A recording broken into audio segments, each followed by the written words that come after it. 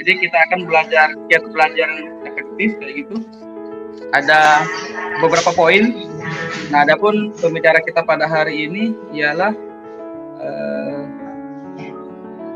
Bapak Anton Sujarwo. Beliau salah seorang trainer motivator dari Kecamatan Pemulutan, tempat lahirnya. Jadi bagi yang dari luar kota yang tidak tahu, Kecamatan Pemulutan itu ada di Kabupaten Ogan Ilir, Sumatera Selatan. Seperti itu. Beliau dilahirkan pada 13 November 1982. Nah, karena memang background pendidikan beliau sebagai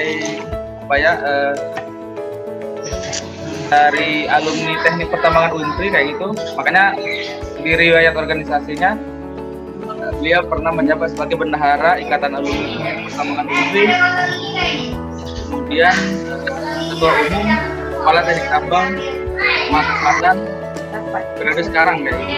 Dan dengan beberapa riwayat pekerjaannya, pengalaman pekerjaan, dan untuk saat ini manajer ya di PT Corona Adulia. Sekilas profil narasumber kita pada hari ini. Sebelum kami lanjutkan, mohon kiranya Bapak Ibu yang speakernya masih diaktifkan demi kondusivitas kita bersama, mohon untuk dinonaktifkan sebentar ya, karena emang agak mengganggu kayak gitu. Oke, teman-teman semuanya, hadirin sekalian, tanpa berlama-lama lagi, langsung kami persilakan kepada Bapak Anton untuk menyampaikan materinya yang ingin disampaikan. Pada Pak Anton, dipersilakan. Terima kasih pada Pak Ustadz Ahai. Assalamualaikum warahmatullahi wabarakatuh. Alhamdulillah, puji dan syukur kita panjatkan kehadirat Allah Subhanahu wa Ta'ala, karena atas berkat rahmat dan karunia-Nya lah sehingga kita bisa berkumpul di sini pada pagi hari ini dalam keadaan sehat, dalam keadaan beriman, dalam keadaan bahagia, dalam keadaan bersyukur, dan dalam keadaan ikhlas.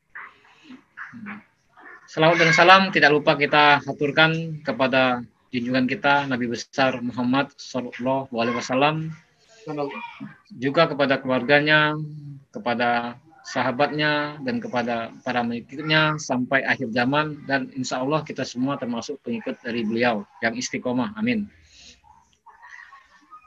Yang saya hormati pimpinan dari Rabbani Learning Center, Bapak Kemas Muhammad Adi Isnaini, yang telah memfasilitasi, yang telah mendirikan suatu lembaga pembelajaran yang sangat baik sekali ya kepada teman-teman semua, kepada para peserta yang hari ini hadir, di mana Rabbani Learning Center sudah berapa kali mengadakan event-event yang temanya seputar motivasi, kiat-kiat, kemudian metode-metode yang bisa juga dilihat nanti di channel YouTube Rabbani Learning Center. Itu banyak sekali para pemateri, para narasumber yang semuanya dahsyat semua ya. Dan insya Allah Rabbani Learning Center menjadi besar dengan tetap istiqomah di bidang apa yang menjadi core-nya, yaitu motivasi dan inspirasi serta kiat-kiat dan metode-metode yang semuanya membuat insya Allah menjadi, kita tahulah apa yang menjadi kekurangan kita sehingga kita bisa menjadi lebih baik ke depannya. Amin.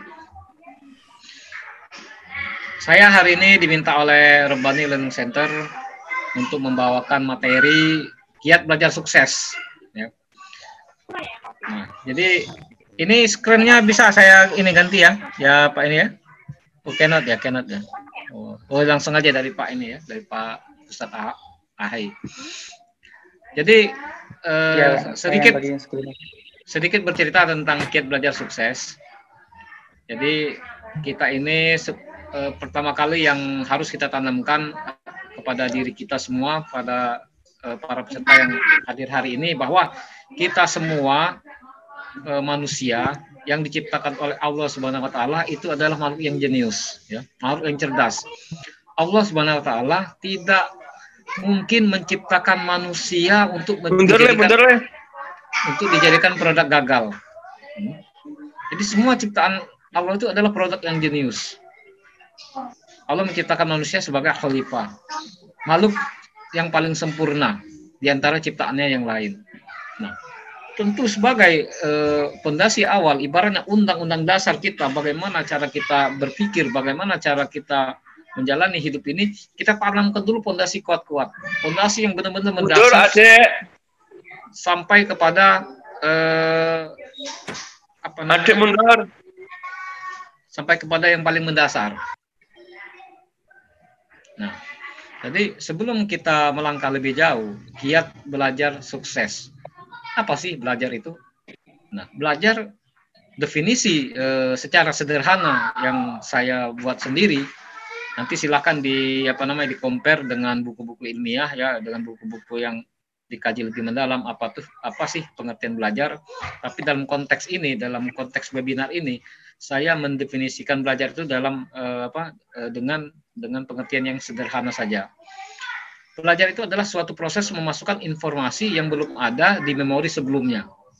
Nah, jadi sebelum kita mengetahui itu belum ada di memori kita.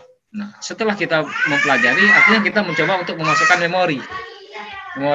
Entah melalui misalnya belajar dengan melihat langsung, dengan simulasi, dengan mendengarkan, dengan membaca buku, semuanya bebas. Artinya apapun proses yang memasukkan informasi ke dalam memori kita, itu namanya belajar.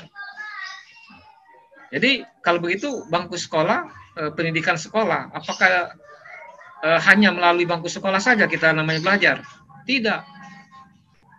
Sekolah kan baru-baru ini saja. Dulu kan belum ada namanya orang sekolah, tapi mereka bisa belajar. Artinya apapun yang dilakukan selama itu konteks memasukkan informasi yang baru yang sebelumnya belum ada di memori kita, itu namanya belajar. Ya. Oke, next.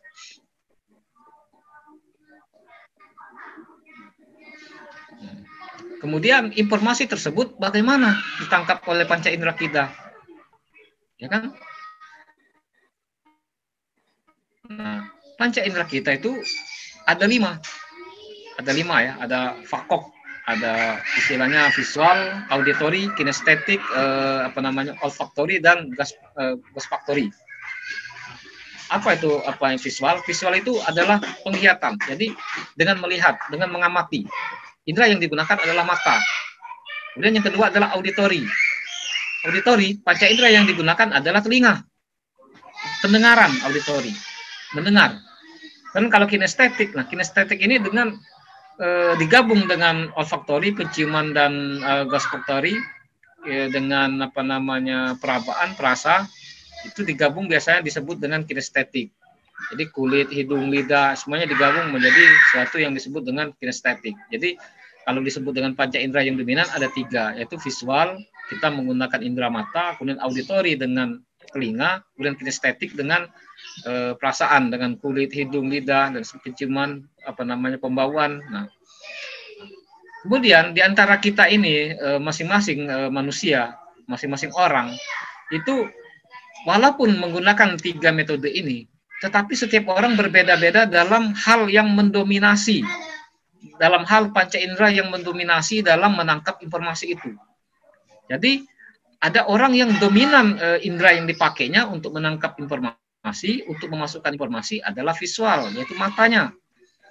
Ada orang yang indera yang dominan dalam hal menangkap informasi, memasukkan informasi yang baru, itu telinga, auditory.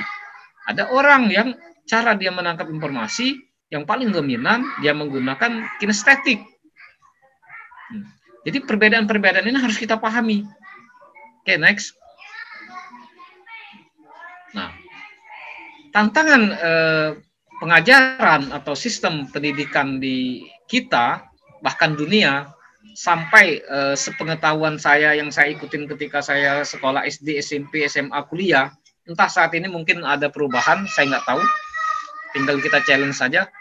Tantangannya adalah sistem kita, tenaga pengajar kita, pendidik kita hanya memahami salah satu sistem memasukkan informasi itu berdasarkan apa yang mereka alami. Misal, seorang tenaga pendidik yang dominan menangkap informasi dengan cara visual, dia akan menganggap semua muridnya sama seperti dia, visual, dengan cara menggunakan mata yang dominan. Artinya, dalam kelas, dalam metode belajarnya, dia misalnya kalau membuat PowerPoint, dia senangnya gambar yang dominan, tulisan-tulisan sedikit. Kemudian bicaranya juga cepat, ya kan? Nah, murid-murid dia guru ini atau tenaga pengajar ini dia belum tahu kalau ternyata ada murid yang tipenya visual kinestetik, ataupun juga yang auditori. Tantangan-tantangan ini membuat prakteknya di lapangan itu murid dalam kelas yang jumlahnya misalnya 10, 20, 40 itu terpecah-pecah. Ada yang antusias dengan guru tersebut, dengan tenaga pendidik tersebut, karena memang sama secara panca indera dominan yang dipakai sama-sama visual. Nah, murid yang dianggap yang tidak sama, yang menggunakan sistem auditori maupun kinestetik, itu dianggap muridnya dalam tanda kutip nggak nangkep, males, nggak nyimak, bodoh misalnya kan, nggak tertarik, punya masalah di rumah. Murid juga ujungnya membuat masalah dalam kelas karena tidak tertarik dia dengan gaya penyampaian tenaga pendidik tersebut. Jadi ujungnya kalau yang kinestetik dia gurunya jelasin di depan, dia begendang di belakang. Karena dia kinestetik kan senang simulasi, senang terlibat, nyanyi, teriak. Ada yang kalau yang auditori ngantuk, tidur, nguap. Sehingga disampaikan oleh dosen atau gurunya atau siapapun, wah ini enggak minat.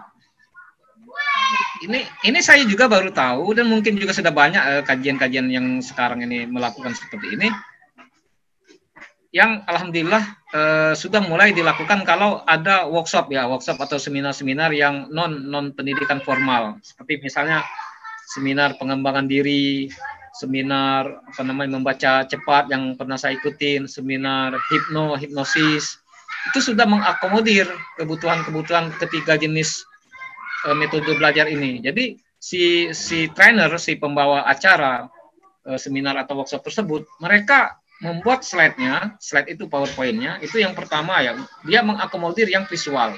Bagaimana cara mereka mengakomodir visual? Jadi slide itu banyak gambar, supaya menarik kan, dan warnanya kontras. Kan orang visual senang dengan gambar-gambar. Kemudian untuk mengakomodir yang peserta seminar yang bertipe auditori, trainer membuat suara-suara yang suaranya cukup cukup baik ya, jelas sampai ke belakang, kemudian juga bisa didengar sama si peserta. Nah, kemudian untuk yang kinestetik, bagaimana trainer mengakomodirnya? Trainer mengakomodirnya dengan cara terlibat langsung. Nggak ada gambar katanya. Ada yang bilang nggak ada gambar, benar ya? Iya, pengaturannya aja ini Pak. Oh, sekarang sudah ya? Nggak ada suaranya. Oh, yang tadi ya. Nah, jadi untuk mengakomodir yang peserta seminar atau workshop yang kinestetik, itu trainer ataupun coach itu mengajak peserta terlibat. Jadi kinestetik kan senang simulasi kan, senang diajak terlibat. Jadi dengan cara kalau dalam seminar dia melemparkan pertanyaan, nanti yang ini menjawab, diadakan diseling-selingi dengan permainan, ada jeda, ada permainan, kemudian bahkan ada sejenis musik lah di salah satu seminar, musik yang membuat rileks, semangat, kemudian juga mengajak peserta itu untuk menceritakan dirinya sendiri, bagaimana tanggapan dia terhadap suatu isu, terhadap suatu masalah di seminar tersebut, sehingga dia menjadi aktif. Nah, dengan metode ini dalam seminar tersebut membuat suasana seminar itu jadi hidup. Semua pesertanya hidup semua, bergairah. Beda dengan kalau kita amati dalam suasana sekolah, ya, sekolah formal. Karena memang para tenaga pendidik kita belum diajari ada 3 metode ini. Banyak yang belum, mungkin ada yang sudah. Belum diajarin, sehingga seperti textbook aja, buka halaman sekian misalnya kan, buka halaman sekian, mau dengar mau enggak terserah. Gurunya kalau tipe auditori dia membaca buku, murid nulis. Yang tipe visual nggak masuk, ngantuk. Yang tipe kinestetik begendang di belakang, ada yang keluar lah, ada yang main-mainin bukunya muter-muter di atas telunjuknya, atau mainin apa namanya penanya. Karena memang mereka kalau yang kinestetik harus aktif. Makanya yang atletik itu atlet itu rata-rata kinestetik. Itu dari kajian panca indera ya, seperti itu. Oke, lanjut. Nah, oke, solusi tadi sudah, lanjut.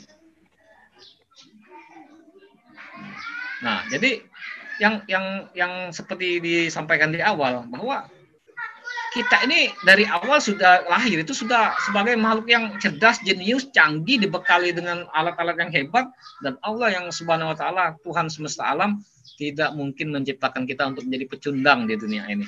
Itu. Jadi sudah tahu seperti itu, apapun hambatan kita di apa namanya di lapangan dalam kehidupan, kita harus koreksi. Apakah kita ini memang dari keluarga yang bodoh? Nggak ada istilah keluarga yang bodoh, ya. Otak sama, memori sama, hard disk sama, ya kan? Ingat, bukan diri kita yang salah, tapi strategi kita yang salah. Misal, tadi kita belajar dengan orang bertipe visual, siapapun itu, entah mentor kita, entah kita ngobrol dengan senior kita, dengan ngikut seminar yang seminarnya belum pas cara pendekatan apa namanya menyampaikan informasi. Mereka yang bertipe misalnya trainernya bertipe visual dan dia nggak tahu apa-apa, kita bertipe kinestetik, kita ngikutin visual, kita nggak cocok, kita akan berpikir, wah kitanya yang nggak mampu. Kita yang dianggap nggak mampu untuk menyesuaikan diri, dan ujungnya kita menilai diri kita bodoh. Wah, saya ini memang bodoh. Dari mana keyakinan bodoh itu muncul? Ibarat meja itu kan ada 4 kaki. Nah, kita bayangkan. Nah, ini bagi orang yang visual, ini kalau saya mengatakan kalimat bayangkan, dia sudah mulai membayangkan meja. Meja terdiri dari 4 kaki kan, 4 kakinya supaya meja itu bisa berdiri. Meja tulisannya meja keyakinan saya bodoh. Meja yang kaki yang pertama, kenapa saya bodoh? Karena orang tua saya pernah mengatakan waktu kecil, kamu memang bodoh ini. Sehingga kalimat itu terekam kuat. Kaki meja yang satu lagi mengatakan, kamu bodoh itu buktinya adalah guru-guru saya dulu. Waktu saya SMP pernah dikatakan saya nggak pernah mengerjakan sesuatu, saya di scrap, saya di depan kelas, saya dianggap bodoh, saya dipermalukan dalam kelas. Kaki meja yang ketiga, kita bayangkan orang terdekat kita, entah saudara, entah teman kita, pernah kita diajak main dalam suatu permainan, kita tidak pede sehingga melakukan kesalahan dan merugikan tim kita pada saat permainan, sehingga dianggap bodoh. Kemudian yang keempat, kaki yang keempat, misal ini kan banyak kaki nih, tapi kita cari aja 4. Kaki yang keempat adalah ketika kita mempelajari sesuatu yang baru, kita belajar sesuatu yang baru, tiba-tiba kita dalam baru langkah kedua sudah gagal versi kita, sehingga kita mundur. Nah, dengan 4 kaki yang menyatakan meja tadi bahwa kita bodoh, 4 kaki itu yang menopang. Jadi jelaslah bahwa dengan 4 kaki mengatakan bodoh, kita mempunyai keyakinan bahwa diri kita memang bodoh. Ah, saya ini memang otaknya tumpul, beda dengan kamu lah. Padahal sekali lagi Allah menciptakan kita sebagai makhluk yang sempurna. Ya.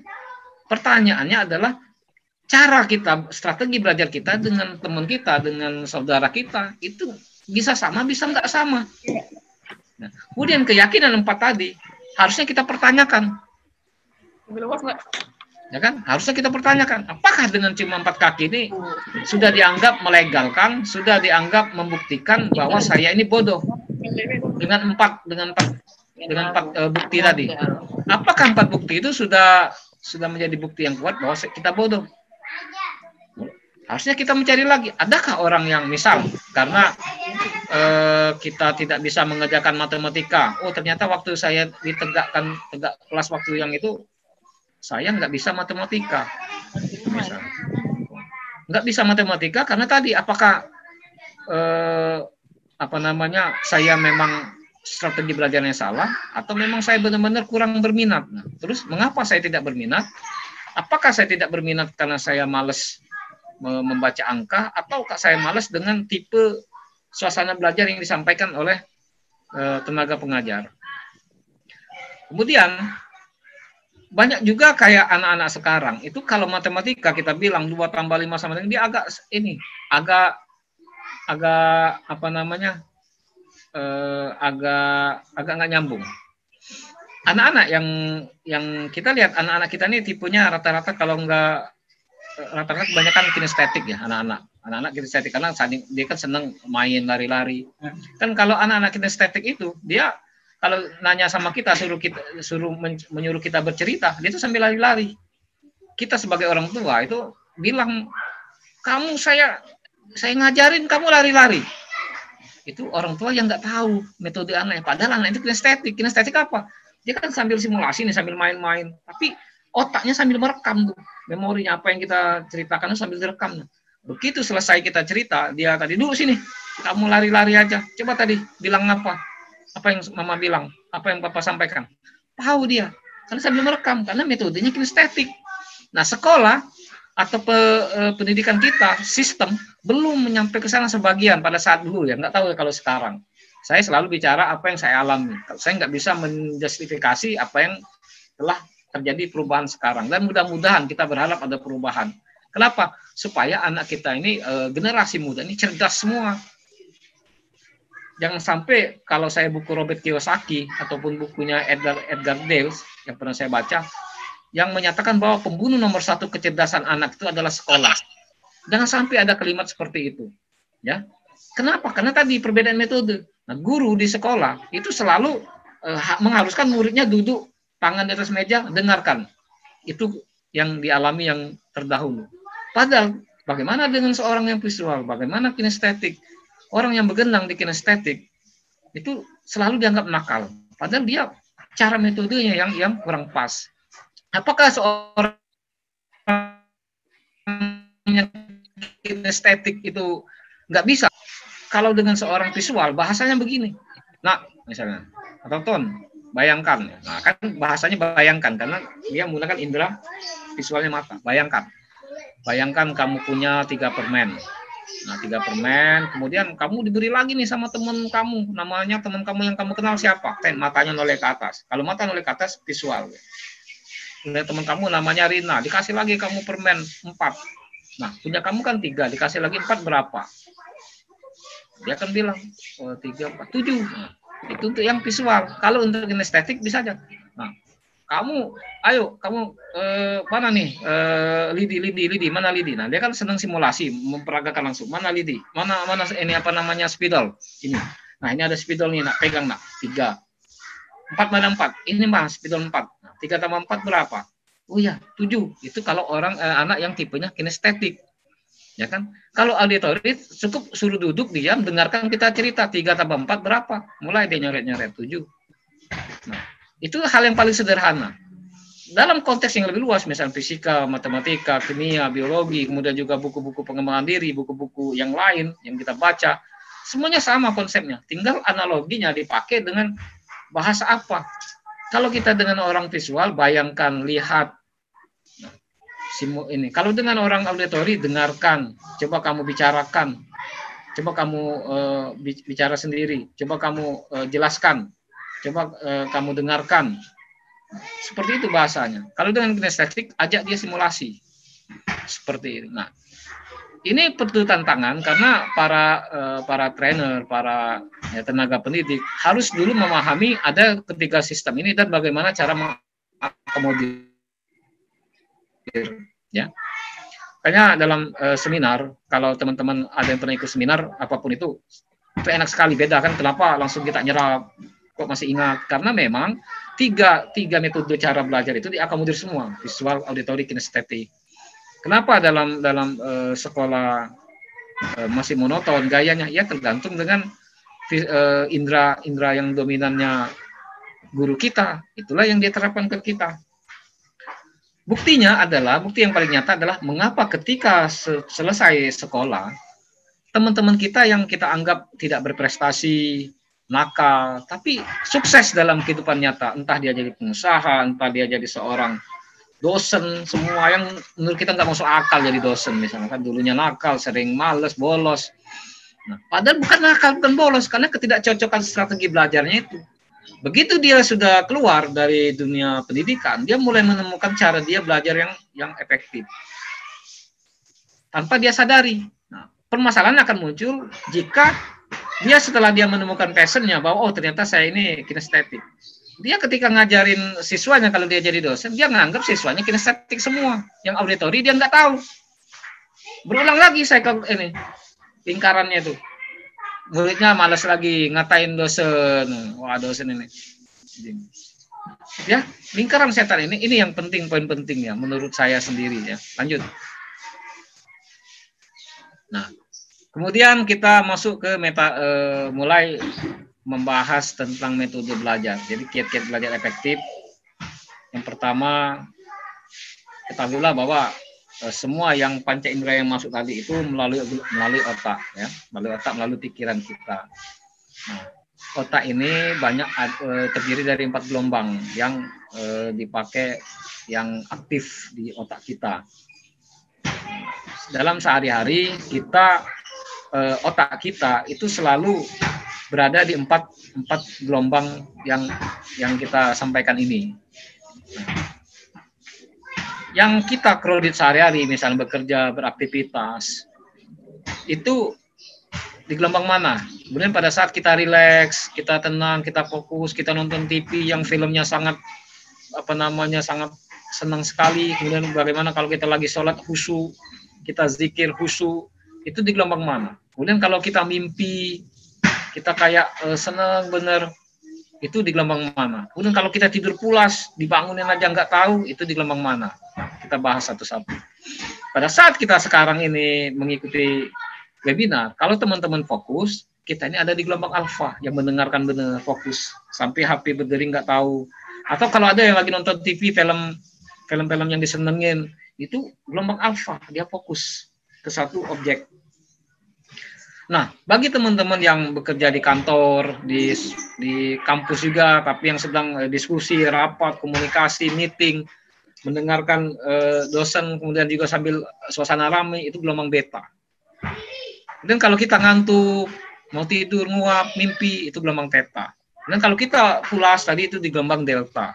Nah, gelombang beta ini gelombang yang dominan, paling dominan. Aktivitas kita banyak di gelombang beta. Ya, kenapa? Karena kita mulai bangun sampai mau tidur lagi itu kan aktivitas kita penuh. Nah, gelombang beta ini gelombang kredit, gelombang yang bikin stres, ya. Jadi kondisinya terjaga, tegang, konsentrasi tinggi, aktivitasnya mengerjakan pekerjaan yang rumit, kemudian apalagi olahraga bareng, berdiskusi, berdebat, misalnya. Itu semua di gelombang beta. Kemudian alfa terbaliknya, tenang, kalau kita lagi rileks. Nah, kenapa saya mengadakan webinar ini? Saya tadi bilang sama panitia, saya membawanya, menaruh laptop saya ini di depan teras, ya, di depan teras rumah. Kenapa? Karena untuk rileks, tenang, angin semilir, ya kan? Supaya nyambung, supaya enak ngobrolnya. Nah, para seniman itu misalnya penulis buku, penulis puisi. Mengapa kalau mereka tuh menulis puisi, misalnya mencari area yang sepi, pegunungan, sungai, dekat air terjun, pantai. Karena begitu di gelombang alfa, dengan angin semilir, suasana sunyi, angin ini suasana sejuk, suara burung berkicau, itu membuat rileks, pikiran itu gelombang alfa, gelombang yang ada di otak kita itu turun, jadi 8-12 Hz. Kita bisa fokus, rileks, ide-ide bermunculan di situ. Ide-ide bermunculan, yang tadinya intuisi nggak muncul, kayak mentok di kepala. Apa sih solusi hidup ini? Ketika di gelombang alfa, turun semua. Kalau gelombang theta, lebih turun lagi dari gelombang alfa. Itu sudah mulai ngantuk kita misalnya kan, antara tidur dengan enggak, itu kan. Kemudian juga pada saat kita melamun. Nah, biasanya kalau kita proses tidur ya, tidur yang benar itu adalah dari alfa, theta, kemudian kita ke delta.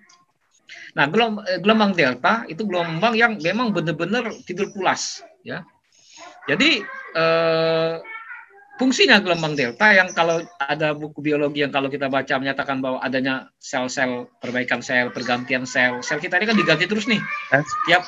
Tiap berapa hari sekali kan ganti sel kita nih, sel manusia. Jadi sebenarnya kita ini, manusia ini selalu mengalami sirkulasi organ-organ yang baru. Karena sel kita ini berganti terus. Selama setiap 120 hari sel kita ini diganti terus. Berbeda-beda, sehingga setiap hari itu, setiap menit, setiap detik ada perubahan, perbaikan, jaringan-jaringan rusak diperbaiki. Itu perbaikannya dilakukan di gelombang delta ketika kita tidur pulas. Satu-satunya perbaikan sel tubuh manusia, organ apapun itu dilakukan ketika kita tidur pulas, tidur dalam gelombang delta. Jadi mengapa orang yang kurang tidur, misalnya fisiknya melemah, walaupun dia sehat olahraga segala macam, tapi fisiknya melemah karena tidak ada perbaikan dalam dirinya itu. Karena perbaikan itu hanya bisa dilakukan ketika gelombang di otak kita ini dari 4 sampai 8 Hz. Kalau kita tidak pernah tidur, paling cuma sampai di gelombang alfa, kemudian beta lagi, alfa lagi, beta lagi, nggak pernah mencapai gelombang delta, ngedrop imunitas kita, kekebalan tubuh kita ngedrop. Apalagi di zaman pandemi corona, sering-seringlah kita setting sering kita perbanyak alfa, beta dan delta, seperti itu, ya. Jangan kita banyak-banyak di gelombang beta. Nah, next.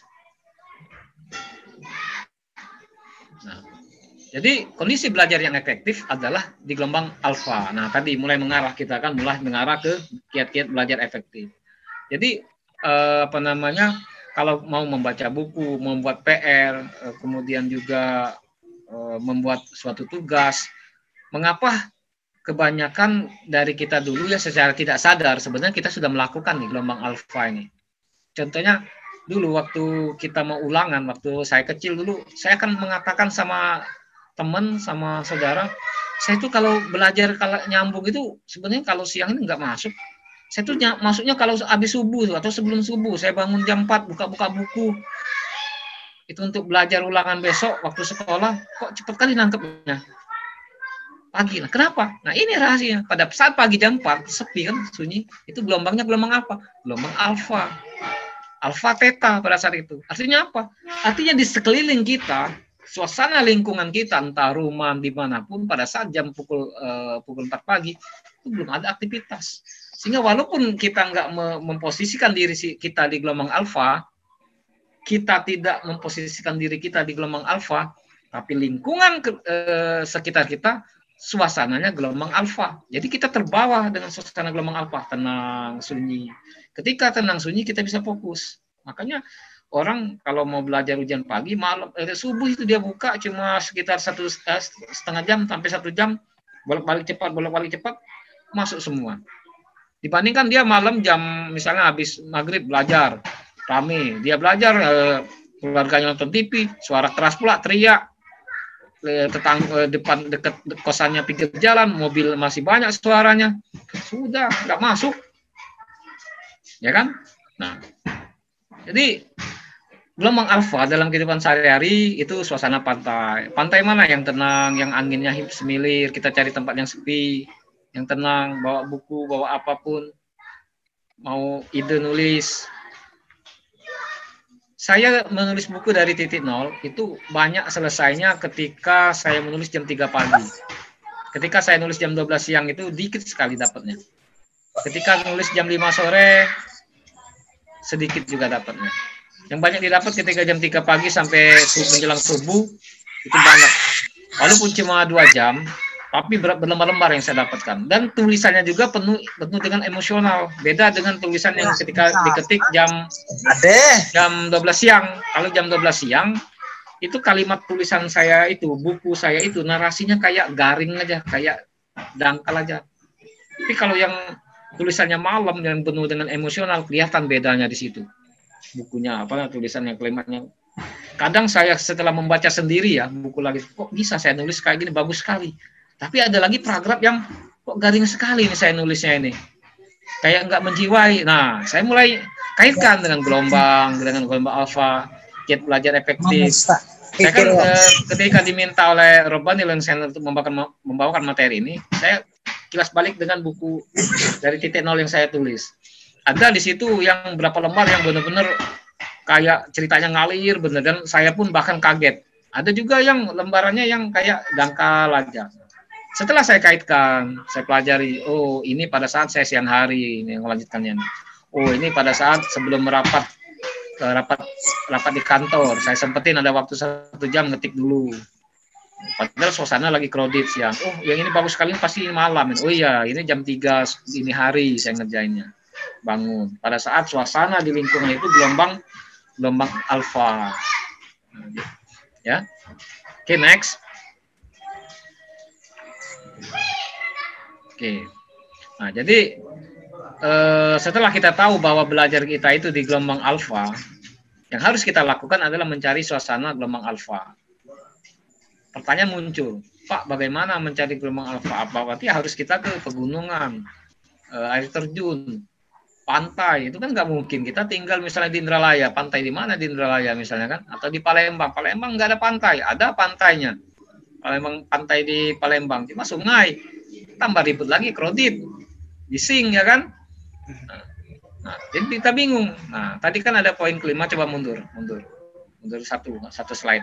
Nah, poin kelima, sekarang kan semakin canggihnya yang kita hadapi, yang kita alami sekarang itu memudahkan. Salah satu dampak dari kecanggihan atau teknologi adalah membawa dampak yang positif. Nah, yang kelima adalah menyetel instrumen musik gelombang kota. Jadi sekarang kalau dicari YouTube, teman-teman ketik aja alpha waves atau gelombang alfa, itu kan banyak muncul pasti brainstorming, memperkuat memori biar fokus, interest memori, tulisan dalam bahasa Inggris. Itu kan kayak instrumen aja, nggak ada dia suara-suara musiknya suara orang nggak ada, instrumen aja.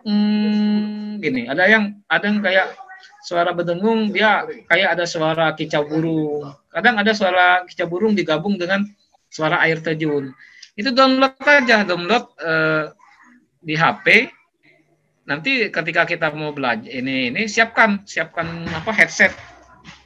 Siapkan headset, download banyak-banyak, cari versinya yang mana supaya otak kita ini dalam kondisi gelombang beta turun ke gelombang alfa. Nah, setel kira-kira 5 sampai 10 menit.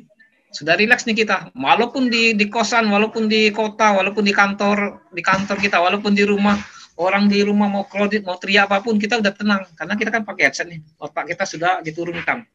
Karena begitu diinisiasi oleh gelombang alfa, instrumen gelombang alfa, otak kita ini otomatis akan menyesuaikan gelombangnya, walaupun tadinya beta, otomatis. Dan kita nggak usah mikir apa-apa. Nggak usah misalnya harus mengosongkan pikiran, nggak bisa, itu salah itu kalau ada paradigma seperti itu. Pikiran kita ini nggak bisa dikosongkan, ya 24 jam selalu memikirkan terus, nggak bisa. Yang ada tuh biarkan gelombang alfa, nikmatin pikiran kita tentang memikirkan apa, amatin aja kayak kita ngamatin ikan di kolam, amatin aja, nggak usah dikasih komen. Pikiran kita mau melalang buana lagi membahas masalah apa, biarin aja. Tapi kita fokus ke mendengarkan instrumen musik tadi yang gelombang alfa. Lama-lama tenang sendiri, kita rileks. Terus cari posisi duduknya, siapkan posisi duduk. Kesalahan kita juga kalau membaca buku itu badan kalau di sofa itu antara kaki dengan kepala itu sejajar. Artinya kalau sejajar kan ngantuk nih, peredaran darah sama nih. Levelnya antara jantung kepala, ujungnya ngantuk. Paling lama 5 menit 10 menit ngantuk. Kalau mau belajar itu cari posisi yang bersandar yang rileks, setel dulu tadi gelombang alfa, pakai headset di lewat HP, MP3, convert ya kalau di YouTube video, convert ke MP3 kan bisa, banyak aplikasi convert MP3 YouTube ke MP3, pakai headset, siapkan posisi gelombang otak kita di gelombang alfa, banyak variasi gelombang alfa, tinggal kita pilih mana yang cocok, apakah kita mau mendengarkan suara kicau burung, apakah kita mau mendengarkan suara air terjun, apakah kita mendengarkan suara angin sepoi-sepoi, atau kalau mau mendengarkan suara zikir juga bisa. Zikir kan sebenarnya gelombang alfa kalau benar-benar dihayatin. Orang yang berzikir dengan khusyuk itu dia dalam kondisi gelombang alfa sebenarnya. Orang yang sholat suaranya hilang, Pak. Hah? Hilang suaranya. Halo? Halo, masih hilang kah? Halo? Oh, ada ini. jelas suara Pak, jelas. Jelas suaranya ya? Jelas Pak. Oke, sip. Oke, lanjut. Oke, lanjut ya screen kita tadi. Nah, jadi pertama carilah dulu gelombang alfa itu mutlak ya. Mau belajar apapun, buku, mau memecahkan soal-soal yang diberikan oleh guru, dosen, menyelesaikan skripsi, membuat narasi skripsi, misalnya menyelesaikan skripsi di bab berapa, setelah dulu di gelombang alfa. Cari tadi setel dulu 5-10 menit, jangan dulu buka buku. Supaya dari gelombang beta, tadi kepala kita ini, otak kita ini turun dulu ke gelombang alfa. Terus setelah gelombang alfa 5-10 menit, biasanya udah masuk tuh. Catatannya kita dalam pada saat masuk gelombang alfa itu nggak usah mikirin apa-apa, rilekskan saja. Pikiran itu lepaskan aja, nggak usah kosongkan, nggak bisa kita mengosongkan. Ya. Jadi biarkan aja mau mikirin apa, lama-lama akan tenang sendiri. Bahkan kalau sudah 5-10 menit, kita sugesti diri kita sendiri. Ketika sudah 5-10 menit, kita bilang ke diri kita sendiri. Nah, ini sudah masuk ilmunya hipnosis ya, menghipnosis diri sendiri, self hipnosis. Jadi setelah 5-10 menit atau 5 menit gak apa-apa kalau sudah rileks. Mulai kita bilang semakin saya menghembuskan napas, semakin badan saya rileks, semakin pikiran saya tenang, semakin dalam, semakin rileks, semakin tenang, semakin rileks.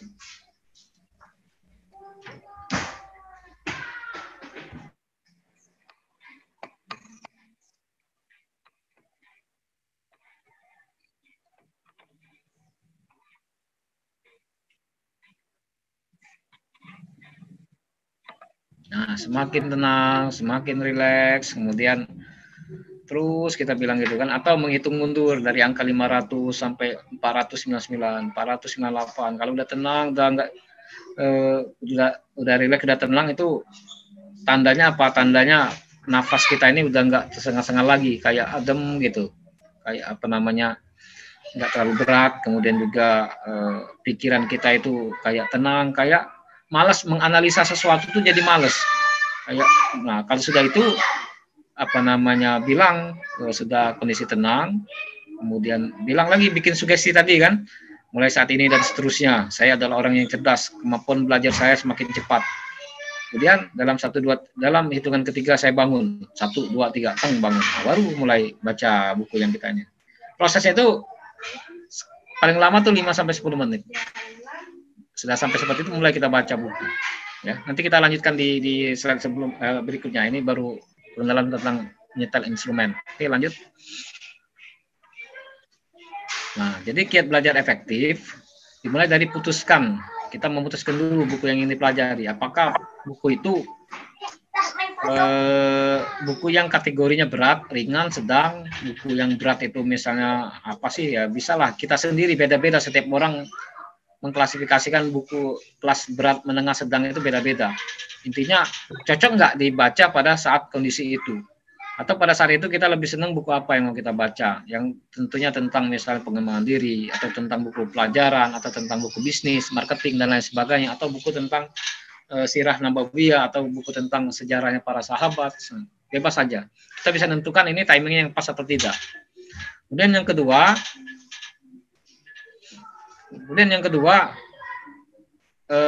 setelah jenis bukunya tadi kita kategori mau membaca buku yang setengah berat misalnya, atau medium atau menengah, kita baca judul buku kita ini. Pertama baca judul dulu. Kemudian yang kedua yang kita baca daftar isi. Kemudian yang ketiga kesimpulan. Kesimpulan ini biasanya di buku itu ada di cover belakang. Kan kalau dia ngomong buku ini bercerita tentang ini. Nah, sebenarnya isi buku itulah nggak jauh dari situ. Yang di dalam itu cuma dikembangkan lagi. Bahkan kalau orang yang memang benar-benar sudah tingkat tinggi ya, cara pemahaman membaca cepatnya itu, memahami buku, dia nggak perlu lagi membaca yang apa namanya yang keseluruhan, dia tinggal mencari kesimpulan yang ada yang kesimpulan ini, misalnya buku ini membahas tentang ini. Setelah Anda membaca buku ini, Anda pasti bisa memahami 1, 2, 3, 4, ada 4 poin. Nah, yang dia cari adalah poin 3 dan poin 4. Langsung ketika dia melihat daftar isi, dia cari bab yang terkait dengan bab poin ketiga, poin keempat yang dia inginkan, yang dia dapat. Misalnya ada di bab 5 dengan bab 6. Yang dia baca cuma bab 5, bab 6 aja. Ya kan? Tantangan kita selama ini adalah kita dibiasakan oleh sistem, sekali lagi saya bukan mengkritik ya, tapi ini fakta. Faktanya adalah kita diharuskan kalau membaca buku itu harus dari bab 1, bila perlu dari kata pengantar. Sedangkan pada kenyataannya sekarang ini, kita tidak harus membaca itu dari bab 1. Mana yang kita butuhkan, itu bab berapa yang ingin kita cari dari buku itu aja yang kita baca. Kecuali memang ada kait-mengait yang untuk mendapatkan info di bab 5 itu, kita harus memahami dulu bab sebelumnya. Itu pengecualian. Dan itu pun tidak harus kita membaca semuanya. Cari aja yang misalnya yang belum dapat ini tentang ini. Kemudian di bab 4 itu, apakah semua bab cari lagi? Saya cari. Yang mana aja yang terkait dengan itu. Oh, kalau sudah dapat pengertian definisinya ini, yang kita butuhkan dari bab 4, langsung balik lagi ke bab 5. Enggak nyaman, bukan? Enggak nyaman. Kenapa? Kita secara sudah puluhan tahun, belasan tahun, metode belajar kita adalah harus membuka halaman 1, halaman 2. Tiba-tiba kita model kayak gini, nggak nyaman, ya kan? Nah, kemudian setelah kita membaca judul, daftar isi, kesimpulan itu tadi biasanya ada di cover belakang atau di kata sambutan pengantar atau penulis. Nah, setelah dapat, tuliskan, atau kalau sudah yang biasa ada pengalaman, dia nggak perlu lagi menulis. Kalau saya dulu awal-awal belajar baca kilat, saya tuliskan. Karena kalau menulis itu kan kita menggunakan tiga indera sekaligus, 5 indera sekaligus malah. Mata, telinga, kemudian juga tangan. Saya tulis di rangkuman. Saya siapkan buku gambar yang dulu untuk menggambar itu saya siapkan. Nanti kegunaannya itu apa? Nanti kita membahas tentang adanya mind mapping ya. Nah, jadi saya tuliskan, saya membaca buku ini supaya saya mengetahui cara ini. Supaya kita bisa fokus, ini aja kita ingin dapat sesuai dengan jenis buku dan jenis keinginan kita. Itu kita tuliskan.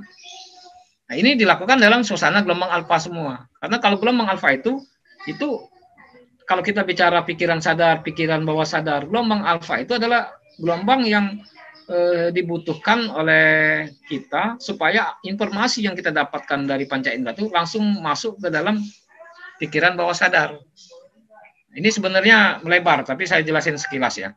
Kita ini akses informasi yang kita dapatkan ini 12% menggunakan pikiran sadar. Pikiran sadar itu menganalisa, memutuskan, mengkritisi. Itu pikiran sadar. Hanya 12% yang mempengaruhi hidup kita. Pikiran bawah sadar itu 88% mempengaruhi hidup kita. Pikiran bawah sadar ini adalah segala jenis informasi, memori yang kita dapatkan mulai kita berusia 4 bulan dalam kandungan, ingat ya, 4 bulan dalam kandungan ya, sampai detik ini kita duduk di sini, memori semuanya itu masuk di kepala kita, tanpa kita sadari, namanya pikiran bawah sadar. Tanpa kita sadari, tapi memori itu nggak hilang, nggak ada yang di-delete semuanya. Tapi kapan menggunakannya? Ketika pikiran sadar membutuhkan, misal cara kita makan. Itu kan kalau pikiran sadar kan makan. Tapi bagaimana cara kita mengambil, cara kita minum sambil lega. Itu kan pikiran bawah sadar yang karena kita kebiasaan dari kecil minum sambil tegak. Kita tegak kebiasaan kita. Jadi pikiran bawah sadar itu berisikan kebiasaan kita. Yang based on-nya berdasarkan memori mulai dari umur 4 bulan dalam kandungan itu sampai saat ini. Persepsi kita kepada seseorang, reaksi kita, emosional kita. Saya merinding ya mendengar kalimat memori manusia itu sudah mulai merekam itu ketika berumur 4 bulan dalam kandungan. Begitu ketika saya mengikuti workshop hipnosis, diceritakan sama si apa namanya trainer hipnosis, dan dia kan hipnoterapi juga. Kalau saya belum hipnoterapi, saya masih di level 1, masih seorang bersertifikasi hipnosis. Tapi minimal saya bisa apa namanya menggunakan hipnosis itu untuk diri sendiri maupun untuk memprogram pikiran bawah sadar saya supaya yang jelek-jeleknya yang terdahulu saya ubah secara pelan-pelan, walaupun nggak bisa sekaligus. Nah, jadi dia sampaikan ada seorang anak yang nggak menikah, ketika udah besarnya nggak menikah, mau dinikahkan orang tuanya, tiba-tiba dia nolak, kayak ogah-ogahan. Orang tuanya ini kan sudah berobat secara kepada orang normal segala macam, itu nggak berhasil, medis juga nggak ada masalah kalau secara medis. Akhirnya dia di hipnoterapi dengan seorang ahli hipnoterapi. Setelah melalui proses hipnoterapi, si gadis itu, si anaknya itu bercerita, ditanya mengapa kamu nggak menikah, kan? Dia bilang karena pada saat dia dalam kandungan, ketika berumur 7 bulan dalam kandungan ibunya, dia mendengar bapak dan ibunya itu bertengkar pada saat dia berumur 7 bulan dalam kandungan, bukan 7 bulan lahir, 7 bulan dalam kandungan bertengkar.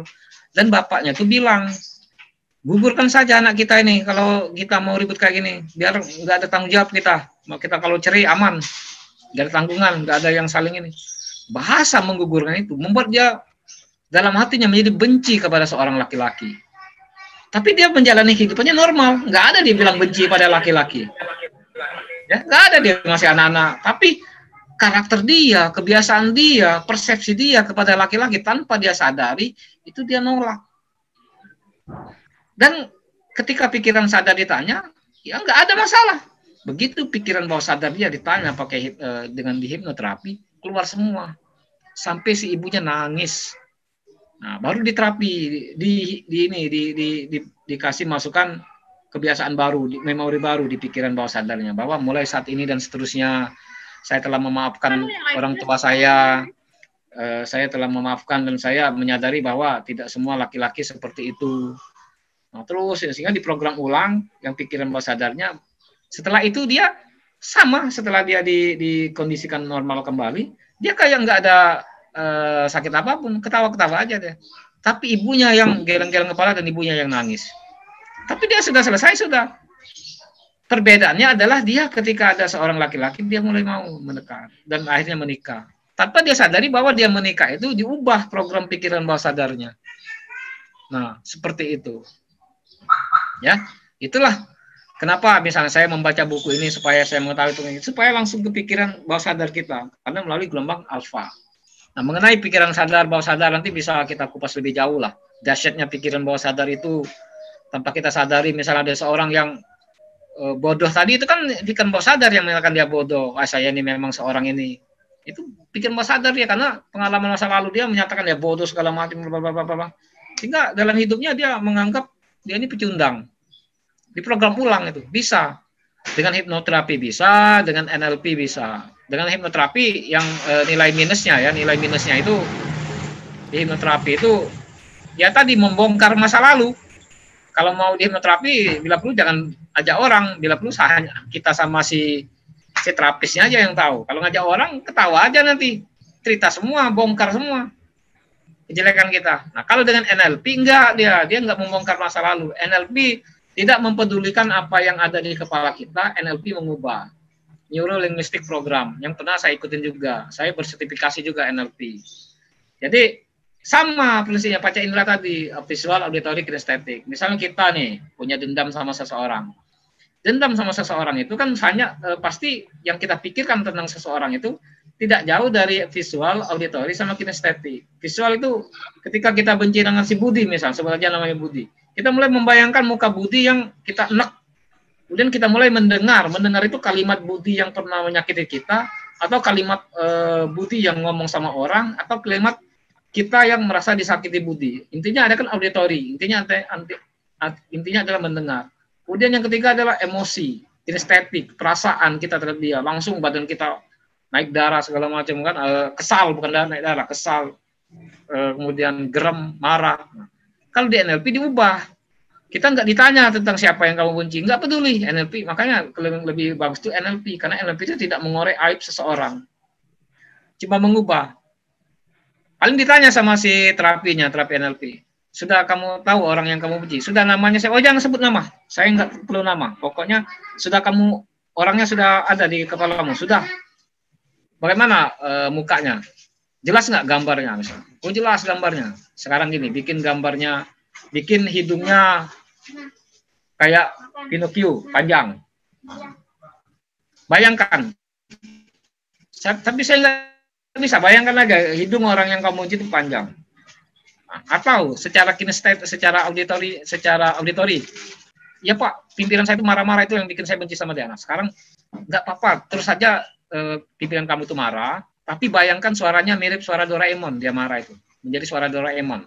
Nggak apa-apa dia marah sama kamu, bodoh segala macam, tapi bahasanya Doraemon. Atau bahasa seorang banci, kamu bodoh ya misalnya. Nah, langsung senyum sendiri si orangnya itu, si apa namanya, pasiennya, ya kan? Jadi mengubah konten apa yang kita pikirkan itu kalau NLP, ya. Keren sekali ilmu-ilmu seperti itu, ya. Oke, next, lanjut. Nah, kemudian mulai kondisi di gelombang alfa tadi kan, kita yang seperti saya sampaikan di awal, kita duduk rileks, kemudian juga santai. Kalau ada instrumen musik alfa pasang, tapi kalau kita di suasana pedesaan, pantai, pegunungan, nggak perlu lagi, kan sudah otomatis itu. Ambil waktu 5-10 menit, kemudian tarik nafas panjang dari hidung, tahan, kemudian hembuskan secara perlahan dari mulut. Ulangi 3 kali. Ini kita menggunakan pernapasan perut. Pernapasan perut itu lebih bagus daripada pernapasan dada. Kita juga waktu kecil itu kita melalui pernapasan perut. Seiring besar kita menggunakan pernapasan dada. Dulu kita pernapasan perut pada saat kita lahir sampai berapa bulan kita lahir itu pernapasan perut. Nah, pernapasan perut itu baik. Kalau seorang public speaking, ya, pembicara atau MC atau penyanyi, mereka rata-rata menggunakan pernapasan perut. Lebih panjang, kapasitas oksigen yang ditampung, kemudian juga membuat kita lebih rileks, gitu. Kan kalau orang lagi marah, emosi kan pendek-pendek napasnya kan. Nah itu dia menggunakan pernapasan dada. Coba kalau orang yang lagi emosian, marah, sedih itu napas yang tersengal-sengal, itu kita suruh dia duduk. Nah sekarang kamu ambil napas panjang-panjang, tahan, hembuskan dari hidung, pelan-pelan. Terus orang yang lagi sebel segala macam, tadi marah, lagi nangis, emosian, kita suruh dia rileks, ambil napas panjang dari perut, lama-lama dia tenang, ya kan? Nah itu gunanya pernapasan perut, itu menenangkan. Kalau saya boleh menyarankan, sekarang sering-seringlah latihan pernapasan perut. Minimal pas bangun tidur, duduk dulu, lakukan lebih kurang 3 menit, 3 sampai 5 menit pernapasan perut. Nah, kemudian setelah tadi poin kedua, menarik napas panjang, kita pejamkan mata. Setelah dalam kondisi rileks, kita sugesti diri kita, saya adalah pembelajar yang cepat memahami isi buku ini. Ini kalau kita konteksnya mau memahami buku. Kalau kita konteksnya mau belajar yang sifatnya atlet, misalnya sepak bola segala macam, meningkatkan kompetensi kita, bisa aja kita ganti sesuai dengan keinginan kita. Kalau saya langsung aja, saya seorang hamba Allah yang cerdas. Itu saya sugestikan ke dalam diri saya. Saya adalah hamba Allah yang cerdas. Kemudian ada suatu ketika saya lagi bilang lagi, saya adalah hamba Allah yang kreatif. Saya adalah hamba Allah yang bisa mempelajari apapun dengan cepat. Nah, artinya apapun yang saya pelajari bisa saya cepat. Itu saya sugestikan. Ingat ya, kalau di ilmu-ilmu pengembangan diri itu, badan kita ini beda. Antara fisik, pikiran, perasaan itu beda. Ada lagi yang buku pengembangan diri yang Master Key to Sukses itu, yang bukunya Andri Wongso, bahwa jiwa kita ini tidak sama dengan pikiran, perasaan, dan fisik. Jadi pikiran itu dengan perasaan itu nggak connect, dan fisik juga nggak connect, beda. Dan jiwa kita beda, dan leadernya adalah jiwa. Kalau kita bicara aku adalah, artinya kita adalah tentang jiwa ini. Jiwa ini kan ruh dari Allah yang tiupkan ke kita. Artinya jiwa ini sempurna. Kalau kita ngomong aku bodoh, berarti jiwa kita yang diciptakan bodoh. Tapi jadi gini, pikiran, perasaan, dan tubuh itu berbeda, tapi dia connect. Mengapa dalam ilmu NLP itu Anthony Robbins, kalau orang lagi sedih, Anthony Robbins punya cara cepat untuk menghilangkan kesedihan orang itu atau lagi depresi lah. Orang itu disuruhnya duduk tegap kayak gini, busungkan dada, dongakkan kepala ke atas, kemudian mulut disuruh senyum lebar-lebar. Coba disuruh mikirkan sedih yang tadi, nggak bisa. Orang lagi sedih suruh kayak gitu, ya nggak apa-apa kamu sedih, tapi posisi dudukmu kayak gitu, nggak bisa dia jadi sedih. Otaknya secara otomatis menghubungkan dengan fisik, bahwa kalau seorang duduk tegap, busungkan dada, kepala ke atas dengan senyum melebar, itu orang yang lagi bahagia. Otomatis, nggak bisa diubah itu. Sehingga kalau kita lagi sedih, susah mikirkan apa. Contoh kita senyum. Jadi kalau kita mau menghilangkan kesedihan, cara cepatnya seperti itu. Ada lagi, mengubah fokus. Tatung desa maringin suruh lonjak-lonjak. Pernah nggak ketika ada orang cerita sedih, teman kita cerita sedih ke kita, kan dia bahunya menutup ke depan, tangannya melonjak ke depan, nunduk dia. Begitu dia cerita sedih, kita tes misalnya, mau mainin dia. Stop, nanti dulu kamu terusin cerita sedihmu ya. Aku lagi nerima telepon. Dia membenarkan posisi duduknya lagi. Nah, tegap lagi. Kemudian setelah kita terima telepon, oke lanjutin. Dia mulai memposisikan duduk harus depresi lagi. Supaya kalimat depresinya bisa keluar. Supaya dia berada dalam keadaan depresi. Karena kalau dia duduk tegap, dia ngomong cerita depresi nggak nyambung. Dengan apa fisik dia, perasaan dia, dengan apa yang dia pikirkan nggak nyambung. Jadi pikiran, perasaan, tubuh harus nyambung dulu kalau dia mau bicara tentang depresi. Pun sebaliknya, kalau dia harus bahagia, salah satunya harus selaras. Kalau semuanya nggak selaras, badan tegap, misalnya tegap tadi, senyum, ngomong sedih. Atau kita sebaliknya, posisi lagi depresi, tangan ke depan, kaki nutup, bahu menunduk, kepala nunduk. Kita ngomong semangat, saya hari ini semangat. Bisa nggak? Nggak bisa. Otomatis karena tubuh kita dalam keadaan kita setting untuk sedih. Kalau kayak gitu sebenarnya sedih, depresi, marah, senang, bahagia, senang itu dalam hitungan detik bisa kita kuasai. Itulah kenapa dalam ilmu pengembangan diri adalah kita bertanggung jawab terhadap diri kita. Nah itu. Ya kembali lagi, sudah pejamkan mata, saya dalam pembajaran cepat. Mulai kita buka. Terus lanjut. Nah, kemudian tadi mulai daftar isi kita lihat ya. Setelah itu cari bab yang dibutuhkan. Tergantung buku jenis apa. Kalau buku pengembangan diri, kalau saya sering baca buku Robert Kiyosaki, itu buku yang ini apa? Bab yang saya senengin aja cari. Atau buku Sahabat Para Nabi ya, 38 sahabat Nabi yang dijamin masuk surga. Itu saya mau cari Abdurrahman bin Auf. Karena kalau yang Abu Bakar, Umar radhiyallahu an, Utsman bin Affan radhiyallahu an, Ali kita kan radhiyallahu an, itu kita sudah sering nih. Coba cari sahabat yang lain yang kita baru kenal lamanya. Kita cari di tradisi, baru buka yang itunya aja. Nah, pertama-tama nggak nyaman. Kenapa? Karena kita dari kecil itu sistem pendidikan kita mengajarkan bahwa kalau membaca buku itu dari halaman pertama. Nggak biasa langsung halaman 30, halaman 50, nggak biasa. Sekarang kita ubah, mana yang kita butuhkan itu aja yang kita pelajari. Dan buku itu memang seperti itu. Sebenarnya banyak bab-bab itu hanya untuk menambah diperkuat dengan kisah-kisah intinya tentang ini, tapi kisahnya jadi berapa lembar supaya lebih bagus. Kemudian yang kedua itu membaca dari atas ke bawah. Jadi kita pakai telunjuk. Misal kita membuka buku ya, jadi telunjuk dari atas kita cari senternya. Next. Nah ini contoh yang membaca vertikal. Jadi misalnya kalau halaman buku itu seperti itu ya, anggap aja ini satu, ini kan kayak koran nih, kita anggap satu. Kita telunjuk kita di tengah, kita dari atas itu ke bawah. Selama ini kan kalau membaca kan kita dari kiri ke kanan, nanti ke kiri lagi, ke kanan lagi, terus seperti itu. Enggak, yang berarti dari atas ke bawah. Kenapa? Karena kita tuh bukan mengeja, kita tuh melihat. Begitu mata kita ke situ, sebenarnya jangkauan mata ini luas. Telunjuk hanya untuk memastikan, memperjelas fokus kita. Dan terus arahkan ke bawah. Kalau di awal-awal ini enggak nyaman. Karena tadi kita biasa dari kiri ke kanan lagi terus. Tapi kalau dari telunjuk ke bawah itu kalau sudah pengalaman ya, Satu lembar itu ada yang cuma 5 detik, 10 detik. Kalau saya masih agak lama. Dari tengah terus putar ke bawah. Karena kita sudah melihat nih kanan kiri itu sudah ketahuan nih, seputar telunjuk itu terus ke bawah. Oke, lanjut. Nah, kemudian setelah dapat, kita tadi saya sampaikan di awal, gunanya buku gambar itu, jadi setelah membaca buku, saya siapkan buku gambar sama spidol atau pena warna-warni.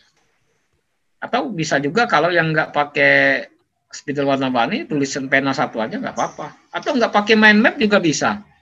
Kalau saya, kalau lagi membaca di dalam nunggu bis misalnya, atau nunggu pesawat ya, itu nggak mungkin kita pakai bawa spidol bawa ini. Buku aja cukup. Tapi vertikal dari atas ke bawah. Nggak nyaman memang, karena tadi kita itu dari kecil, kalau mau membaca itu dari apa namanya, kanan ke kiri. Sama kayak kita makan kan sudah didoktrin pakai tangan kanan. Coba kalau dari kecil dipaksa tangan kiri, sampai besar bisa kita, malah grogi kalau pakai tangan kanan. Jadi intinya semua kan tetap kebiasaan. Nah ini kalau dengan cara yang resmi ya, cara yang benar-benar kita siapkan untuk belajar. Jadi kita siapkan buku gambar ataupun bebas, teman-teman mau HPS segala macam, siapkan spidol atau pena warna-warni ada di Gramedia atau bisa di toko buku yang pena ada 10 pena warna-warni. Kita tulis judulnya. Judulnya apa? Nah, kebetulan ini saya bukunya tentang apa namanya? Think and Grow Rich, bukunya Napoleon Hill. Itu pernah saya uji coba dulu membuat mind map sendiri. Ini bukunya kan. Judulnya itu apa namanya, berpikir dan menjadi kaya. Jadi pakai simbol nggak apa-apa, pakai gambar orang lagi ngangkat piala sukses nggak apa-apa, itu bebas karena kita kan mengkreasikan diri sendiri nih. Nah kemudian tadi ditulis, setelah kita membaca dari atas ke bawah, ada nggak poin penting yang perlu dipindahkan? Pertama mungkin bab aja dulu. Jadi setelah menulis judul di tengah, babnya itu bab 1 tentang apa misalnya, tentang di sini ditulis tentang kekuatan pikiran atau rahasia kesuksesan. Rantingnya ditulis warna, misalnya di sini warna hitam. Baru di situ kita baca tadi dari atas ke bawah. Kalau ada ide-ide yang menurut kita poin penting yang perlu dicatat, kita tulis dengan bahasa kita sendiri. Terus kita tulis panjang dia poin-poin pentingnya. Dengan kita menulis, dengan kita mencatat sendiri, kita tadi kan 5 indera kita pakai semua. Nah, jadi kalau kita membaca selanjutnya buku Think and Grow Rich ini, saya nggak perlu lagi membaca bukunya, saya bawa itu aja sambil di berbagai kesempatan saya baca dan saya bisa menjelaskan dengan bahasa kita sendiri. Semakin kita bisa menjelaskan dengan bahasa sini kita sendiri, semakin bagus. Kenapa? Kita paham artinya kan? Mengapa itulah gunanya orang yang membaca dari atas ke bawah itu dia cepat. Ini, kalau boleh apa namanya dilihat di tempat saya kan gini. Nah, ini saya aja sekarang paling lama 5 detik selesai satu halaman. Dengan nunjuk dari tengah. Kenapa? Mata kita nih ketika kita bukannya membaca huruf per huruf, langsung apa yang ada di layar yang di buku ini, ketangkap semua. Hanya karena belum terbiasa, kita dulu kan terbiasanya dari kiri ke kanan. Nah itu, lanjut. Nah ini bukunya yang saya baca, lanjut. Saya coba bikin. Nah ini kalau kita menggunakan program aplikasi ya, program lah, software di laptop, kalau males nulis ya ada namanya Xmind, cari aja di Google, Xmind itu ada, atau di HP juga ada di Play Store. Kalau males di laptop, apa yang kita baca ketika di HP muncul kan sama dia, kalau warnanya merah, keranting-kerantingnya ke bagian-bagian yang terdahulunya merah semua. Ini bukunya tentang dari Dale Carnegie yang bagaimana mencari kawan dan mempengaruhi orang lain. Ini bukunya. Itu saya masukkan juga karena kebetulan saya menyenangi buku-buku pengembangan diri saat ini. Nah, tapi kelemahan versi saya ini ya, kita kan sekali lagi berbeda-beda. Versi saya agak lebih tertarik menggunakan menulis sendiri, walaupun coret-coretan, walaupun misalnya spidolnya atau penanya cuma 1. Kenapa? Karena kalau saya menulis sendiri itu lebih menghayati, lebih memahami dibandingkan ngetik. Ngetik itu kayak ini hanya memindahkan. Tapi kalau nulis itu kita pasti paham. Itu versi saya, apa mungkin karena saya ini masih tahun 80-an 90-an ya. Kalau anak-anak milenial mungkin dikit-dikit ngetik, dikit-dikit ngetik. Bebas saja, mana yang paling nyaman dan mana yang paling cepat menurut kita masing-masing. Lanjut. Nah, jadi menuliskan mind map tadi, tuliskan pokok pikiran yang didapatkan informasinya kan, judul, pokok pikiran apa. Tulis setiap subtopik baru dengan membuat cabang. Jadi kalau bab 1, bab 2, bab 3, bab 1 itu tentang apa aja. Kalau memang ada poin-poin penting catat, kalau nggak ada lewatkan. Setiap urutan perpanjangan cabang sampai selesai satu pembahasan, misalnya satu bab itu penuh, harus diberikan warna pena yang sama. Jangan warnanya merah, nanti anak cabangnya warnanya kuning, enggak. Jangan. Kalau satu bab itu merah, merah semua. Bab kedua tentang warnanya warna biru, biru semua sampai ke anak-anak cabangnya yang paling kecil. Ya kan fungsinya supaya kita hafal, oh ini masih pembahasan bab ini. Oke, lanjut.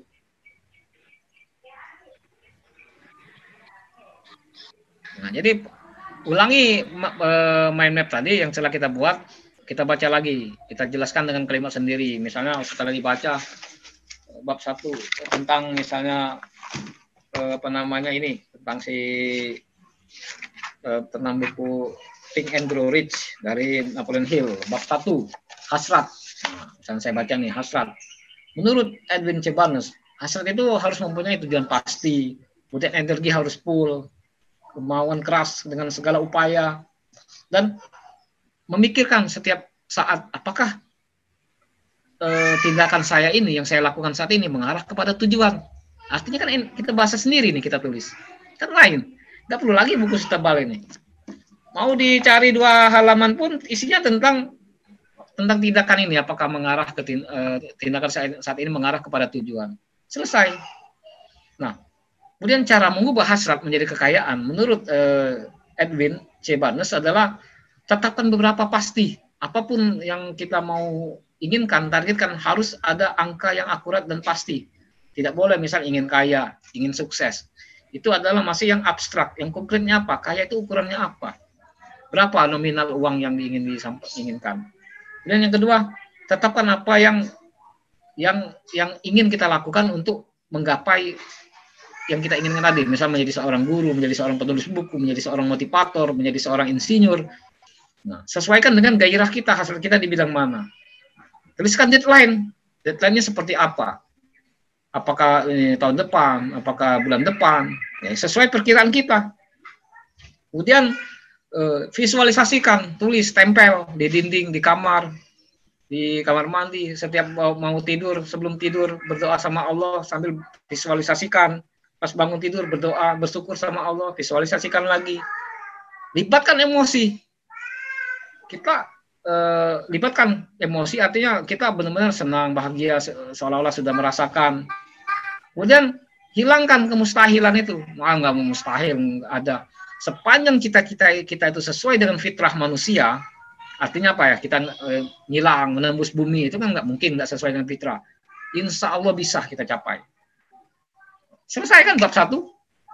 Saya bicaranya paling 5 menit. Bab 1-nya berapa halaman ini? Hampir 50 halaman. Itu kan kekuatan dari mind map kalau kita nulis. Tapi kalau kita memang dalam posisi yang pas. Kalau dalam nunggu mobil,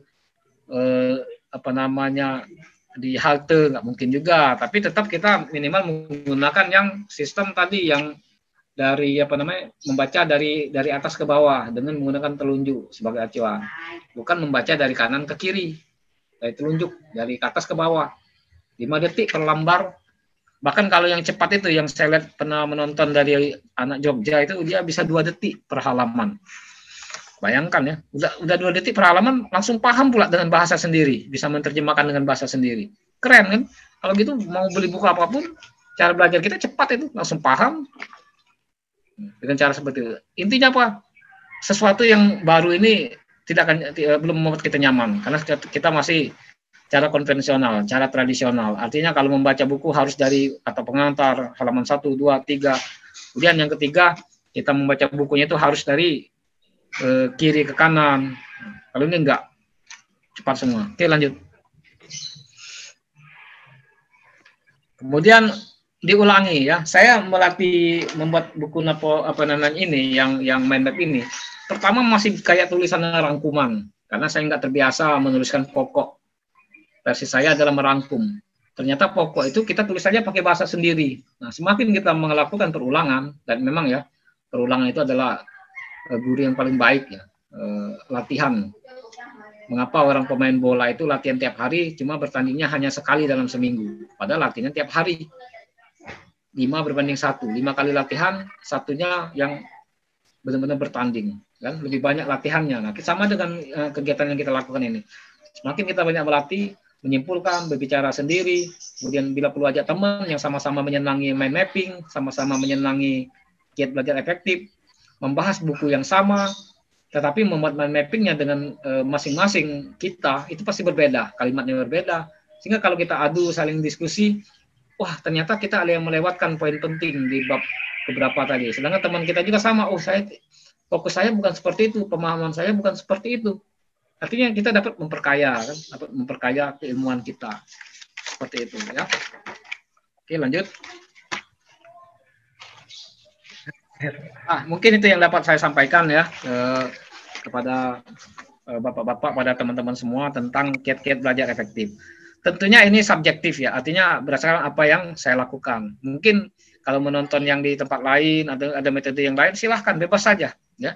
Karena ilmu Allah itu luas, ya, ilmu Allah itu luas, banyak metode, banyak cara memahami ilmu Allah sesuai dengan gairah kita, passion kita, cara kita yang paling pas itu dengan cara apa. Silahkan. Kalaupun ada yang kurang pas di sini, mau bertanya lebih lanjut, silahkan menghubungi admin di Rebana Learning Center, mau bertanya lebih lanjut tentang pikiran bawah sadar, tentang bagaimana mental block, tentang bagaimana dan lain sebagainya, silahkan saja. Demikian Pak Ustadz Ahai yang dapat saya sampaikan. Saya minta maaf kalau ada yang kurang pas. Kepada Allah saya mohon ampun.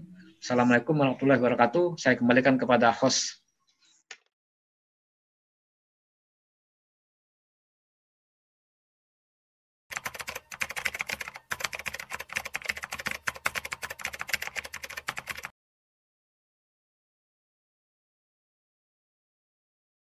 Ya, tentunya terima kasih Ustadz Ahai ya. Tentunya apa yang saya sampaikan berdasarkan pengalaman saya dan apa yang saya pelajari. Jika ada yang belum paham, kemudian juga termasuk saya juga belum paham, ya saya minta maaf, saya terus terang akan menjawabnya belum bisa, ya kan, seperti itu.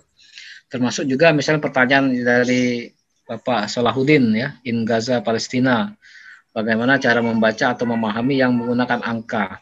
Itu mungkin lebih pasnya kalau diskusi. Kalau memahami yang menggunakan angka, kita nggak tahu apakah memahami angka ini maksudnya psikotes, ketika psikotes yang bilangan jenderal itu, ya kan?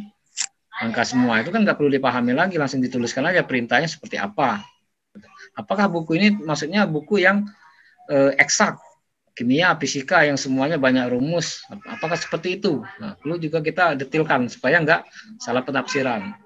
Dan kalau yang menggunakan bahasa istilah itu apakah bahasa Arab atau bahasa Inggris? Kalau memang dari sananya itu kita memang belum paham, ya langkah pertama adalah memahami dulu bahasanya.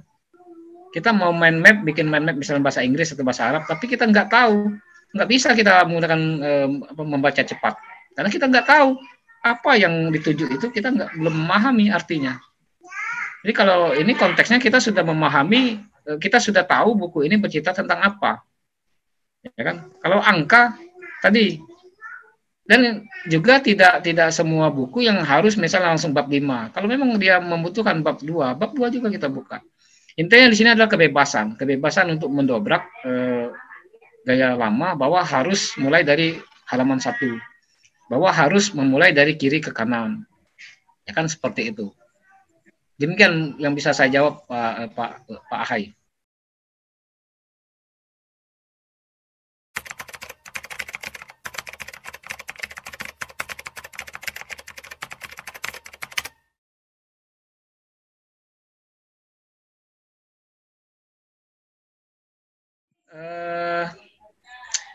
Memang profesi kita yang sekarang kan eranya era informasi, Pak Hai.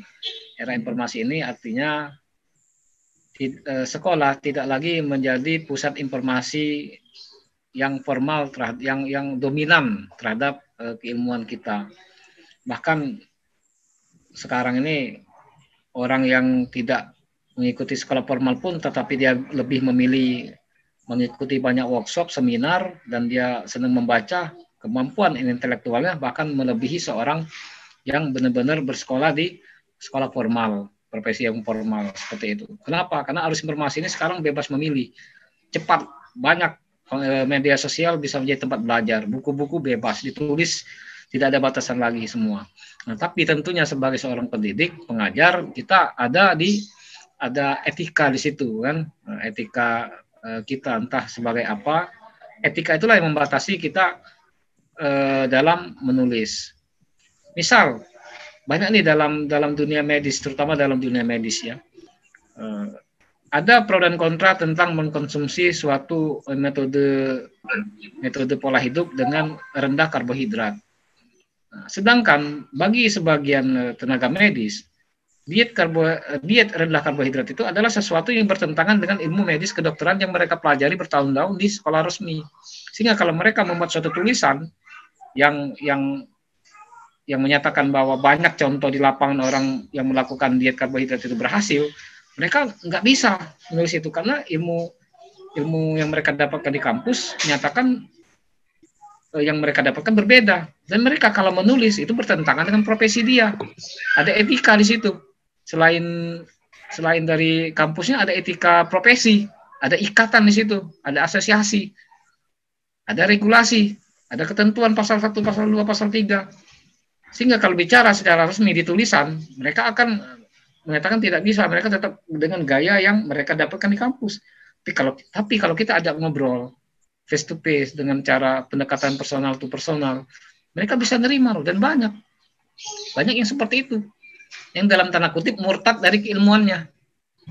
Nah, karena memang kalau kita kembali lagi kepada Al-Quran dan hadis, tidak ada yang namanya logika sebenarnya. Yang ada itu ilmu Allah, hukum Allah yang ada itu. Kalau namanya logika, artinya semua orang di dunia ini 7,5 miliar harus sepakat, karena dasarnya itulah logika manusia. Bahkan penelitian paling ilmiah pun ada yang pro dan kontra. Artinya di mana logika? Mengapa disebut logika? Nggak ada logika kan? Kalau sudah logika, sepakat kita terhadap suatu isu, terhadap suatu permasalahan, artinya yang benar berdasarkan hukum manusia ini. Padahal prakteknya nggak ada yang sama. 7,5 miliar tidak ada satupun yang sepakat mengenai suatu isu. Di mana logika? Yang ada, makanya agama itu yang benar. Agama hukum Allah itu di atas logika. Karena apa? Logika manusia nggak nyampe kepada logikanya Allah. Begitu Pak Rian yang dapat saya sampaikan. Karena memang organisasi profesi, ikatan profesi, mereka ada kode etik yang kadang nggak boleh. Kadang ujung-ujung kepentingan bisnis. Contoh ya, dengan diet karbohidrat yang saya alami sekarang, saya sudah 2 tahun alhamdulillah tidak mengkonsumsi obat-obatan diabetes. Padahal sebelumnya saya tiap pagi dan sore. Dokter memvonis obat ini harus diminum seumur hidup. Tapi begitu saya menerapkan pola hidup diet rendah karbohidrat, alhamdulillah saya nggak lagi meminum obat itu. Dan itulah solusi terbaik. Tapi nggak bisa diakui di dunia medis. Dunia medis harus seperti ini, obatnya ini. Kita nggak bisa, karena dunia medis ilmu itu yang didapatkan di kedokteran, di sekolah, rumah sakit. Seperti itu. Tapi kalau kita bicara dengan dokter-dokter yang pro dengan diet rendah karbohidrat, secara face to face, kita ketemu ngobrol ataupun WA, japri, teleponan yang kita kenal, mereka setuju secara personal. Tapi secara keilmuan mereka nggak bisa terikat dengan kode etik. Mungkin seperti itu Pak Sektarian. Oke.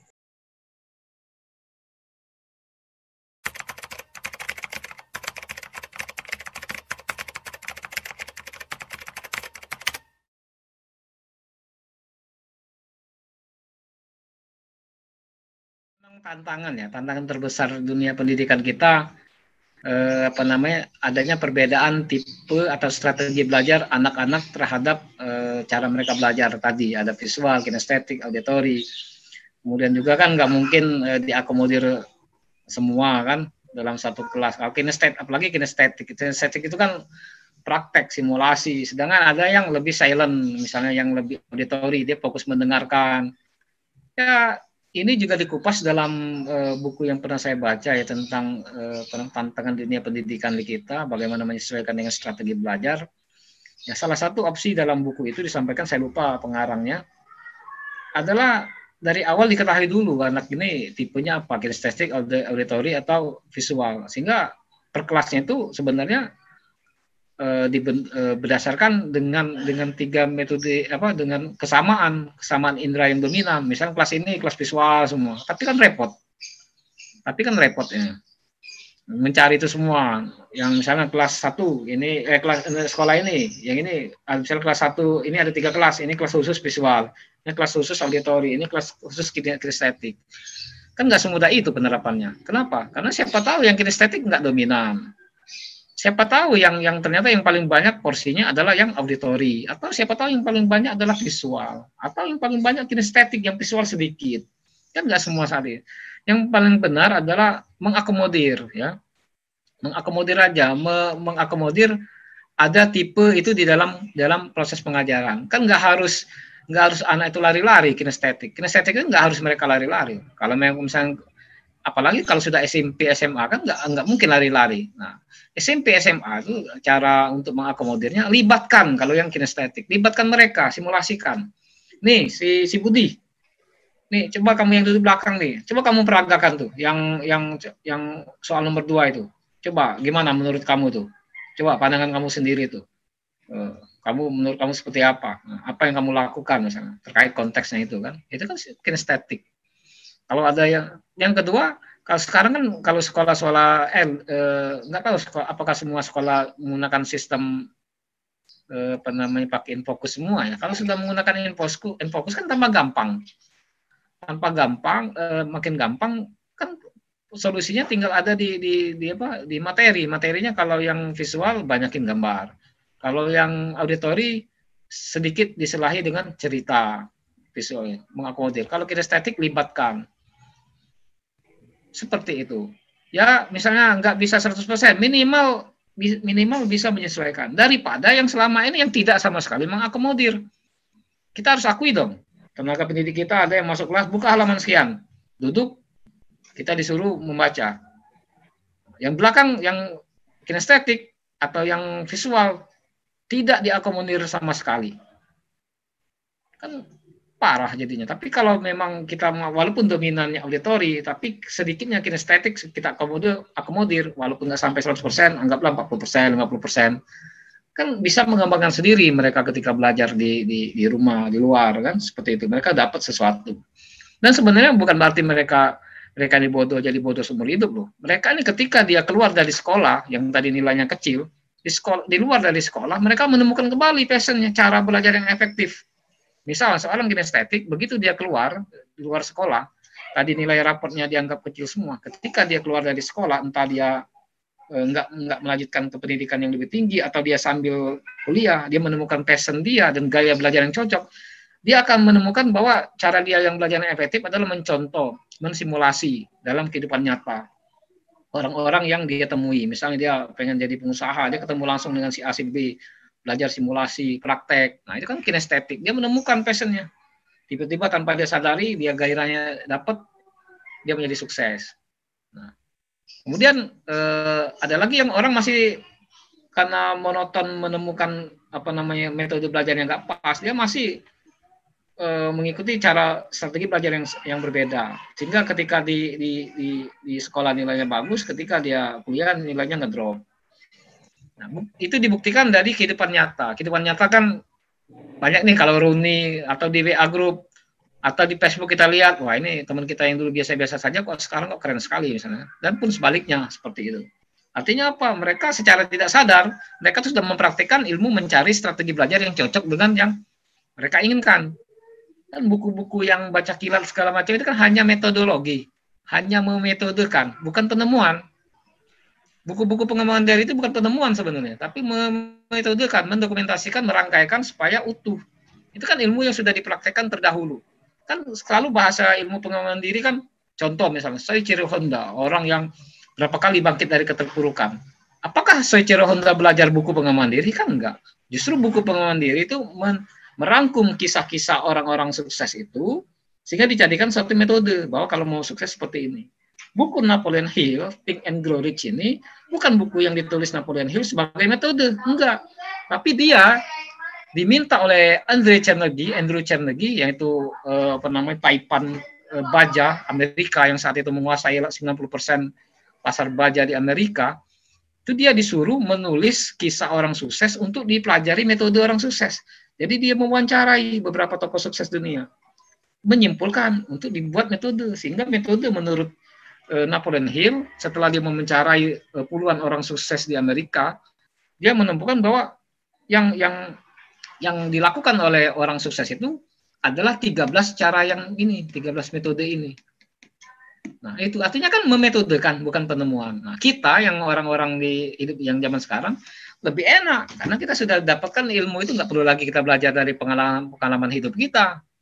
Kalau belajar dari pengalaman hidup kita kan butuh jatuh bangun. Kalau ini nggak perlu kita, karena ini sudah teruji misalnya. Plus kalau kita Muslim, sejarah Rasulullah SAW, sahabatnya itu lebih enak lagi. Bagaimana cara Rasulullah berdagang itu kan jujur. Personal brandingnya Rasulullah itu kan jujur, al-amin. Selesai sudah, jujur. Bahkan kalau kita ngobrol lagi sama mentor kita yang tauhidnya tinggi, dia kan bilang, gak usah kepikiran rezekimu, fokus saja perbaiki hubungan dengan Allah. Nanti Allah yang akan mengurus rezekimu, keinginanmu. Nah, banyak juga yang bicara seperti itu. Dan itu ilmu semua sebenarnya, ya, ilmu semua. Seperti itu mungkin yang bisa disampaikan di kesempatan ini, Pak Hai.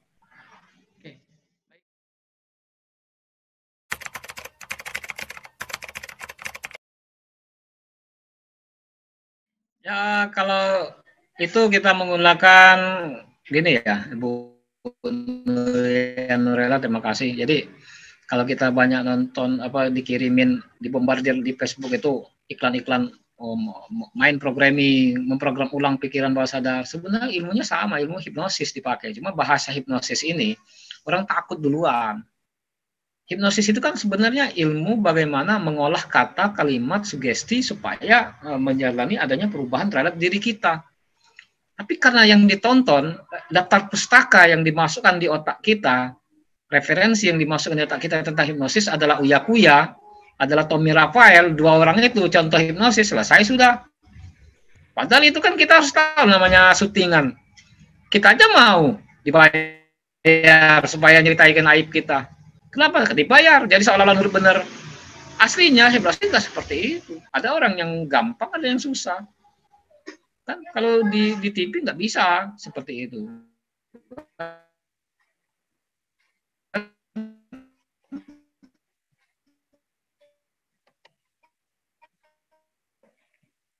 Tapi orang hipnosis, jangan belajar hipnosis, kenapa bahaya itu?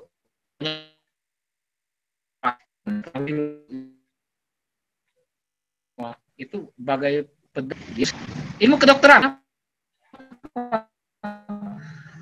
memprogram ulang kita dengan pikirannya bawah sadar yang tadi yang negatif menjadi yang positif, ya kan? Mengobati orang yang sedang sakit mental. Sekarang ini hipnosis ilmu terapannya sudah banyak. Kalau ibu-ibu hamil ada kan hypnobirthing, itu kan tentang bagaimana melahirkan tanpa sakit, bahkan ketawa tiba-tiba anaknya lahir. Nah, ada nggak di situ pakai ilmu jin segala macam? Nggak ada. Hipnoforensik dipakai oleh, ingat nggak kasus Jessica dulu, kasus Mirna yang tewas ini kan Jessica kan nggak ngaku. Tapi begitu dihipnosis, alam bawah sadarnya, saksi-saksi dibongkar semua alam bawah sadarnya, ujungnya mengerucut dapat si Jessica pelakunya. Kalau berdasarkan pengadilan si Jessica bayar pengacara mahal, selesai sudah. Tapi dengan hipnosis dia bongkar. Itu hipnoforensik. Hypnoteaching, nah ini tenaga pengajar nih, hypnoteaching. Jadi supaya murid-muridnya itu fokus, gelombang alfa, relax. Di awal-awal sapa dulu murid kita. Apa kabarnya nak, sehat? Nah, sugesti, bikin gelombang relax dengan cara yang soft. Nah, saya belum belajar ya software ini hipno ini, tapi saya baru belajar secara otodidak, kalau maksudnya belum.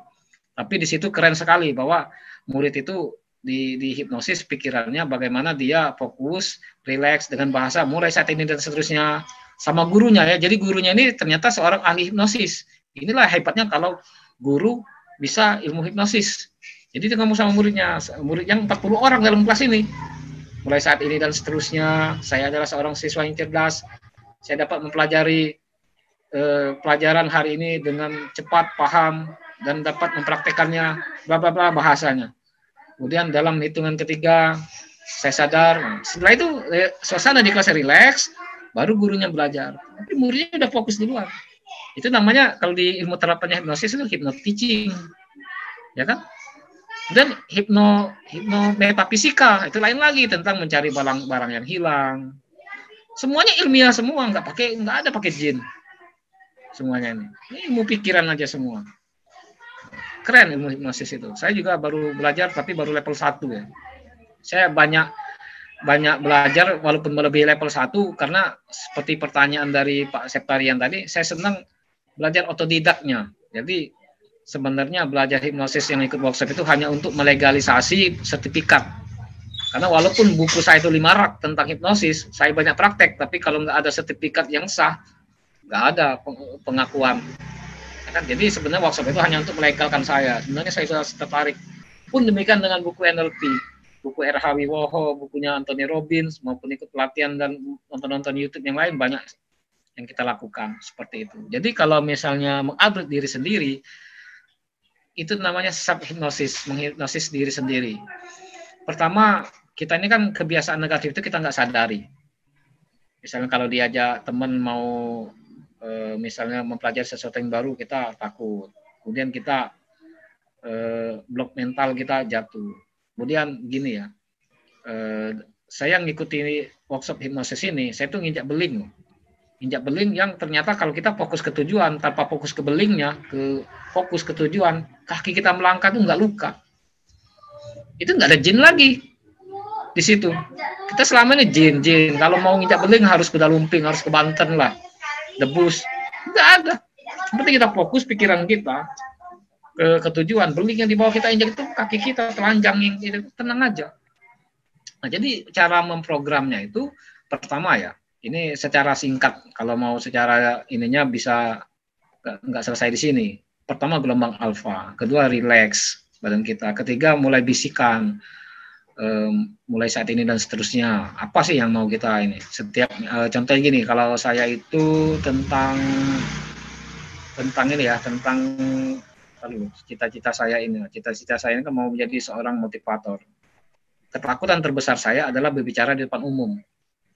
Jadi kalau menjadi motivator, sedangkan ketakutan terbesar adalah berbicara di depan umum, kan nggak sinkron. Jadi mulai dengan hipnosis, menghipnosis diri sendiri. Mulai saat ini dan seterusnya, sambil memejamkan mata, sambil rileks. Teknisnya itu bisa face to face ya, nggak bisa lewat Zoom. Tapi intinya sugesti yang disampaikan kepada diri kita sendiri, kepada pikiran bawah sadar kita sendiri adalah mulai saat ini dan seterusnya, begitu saya berada di hadapan orang banyak, saya menjadi bergairah, saya menjadi bersemangat. Ya kan, seperti itu. Setiap saya berdiri di hadapan orang banyak, begitu mereka tertawa, begitu mereka bertepuk tangan, saya semakin bersemangat, saya semakin bergairah. Semakin tepuk tangan, semakin banyak orang, saya semakin bergairah dan saya semakin semangat. Itu kan. Terus kita sugesti, lakukan. Ada lagi tekniknya anchor namanya. Anchor itu kayak saklar. Jadi kalau kita klik sesuatu yang yang unik, begitu kita kasih kode itu, diri kita langsung semangat, kayak saklar dia. Nah, itu ada lagi tekniknya. Jadi dengan kita ngomong seperti itu, depan orang banyak, kita nggak takut lagi. Termasuk fobia dengan ulat, fobia dengan tikus. Ada yang baru membayangkan tikus saja udah ngeri, udah menggigil, ulat bulu misalnya. Fobia ular, dendam sama orang lain, dendam dengan mantan suami, mantan istri. Nah, itu dihipnosis dengan cara hipnosis bisa, dengan cara NLP bisa, termasuk kebiasaan. Mulai saat ini dan seterusnya, saya adalah orang yang optimis. Mulai saat ini dan seterusnya, saya adalah orang yang kreatif. Jadi terus dibombardir diri kita dengan teknik-teknik tertentu, ujungnya pikiran bawah sadar, memori baru kita adalah memori yang memberdayakan semua. Seperti itu. Mungkin harus dikupas lebih jauh tentang tema Robani Learning Center adalah memprogram ulang pikiran bawah sadar. Baru kita kupas habis-habisan di sana. Bu Nurlela. Bagi hadirin sekalian, Bapak dan Ibu yang kami hormati, jadi kami dari lembaga Robani Learning Center ini merupakan lembaga training, yaitu yang secara domisili ada di Sumatera Selatan, Kabupaten Agam Ilir, dan Pak Anton merupakan salah satu trainer di sini juga ya Pak. Itu. Ya. Dan bagi yang ingin berkenalan lebih jauh bisa menghubungi admin kayak itu. Dan adapun dari Pak Anton sendiri, bagi teman-teman yang ingin mencari buku-buku motivasi inspirasi bisa menghubungi ke sini kayak itu. Ada karyanya Pak Anton dari titik nol, berisikan tentang kesuksesan, kepemimpinan dan motivasi, inspirasi kayak itu. Sangat cocok untuk kita yang entah sebagai pimpinan dalam suatu perusahaan, sebagai mahasiswa baru lulus ya, fresh graduate, dan siswa sekalipun kayak gitu. Dan terakhir kami informasikan sedikit kegiatan Robani Learning Center ke depan. Ada beberapa kegiatan yang bisa Bapak Ibu ikuti di sosial media kita di Instagram Robani_Learning Center.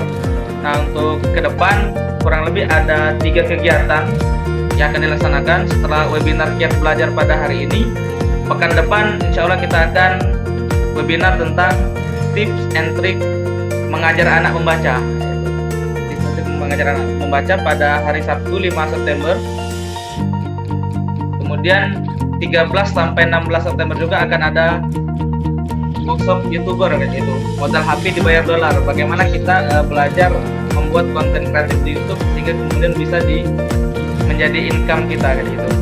Dan terakhir di tanggal 26 sampai 17 sampai 20 September, setelah workshop YouTuber ada workshop nasional membuat aplikasi Android mudah tanpa coding untuk aplikasi jualan online ya gitu. Aplikasi Android untuk jualan online pada 17 sampai 21 September.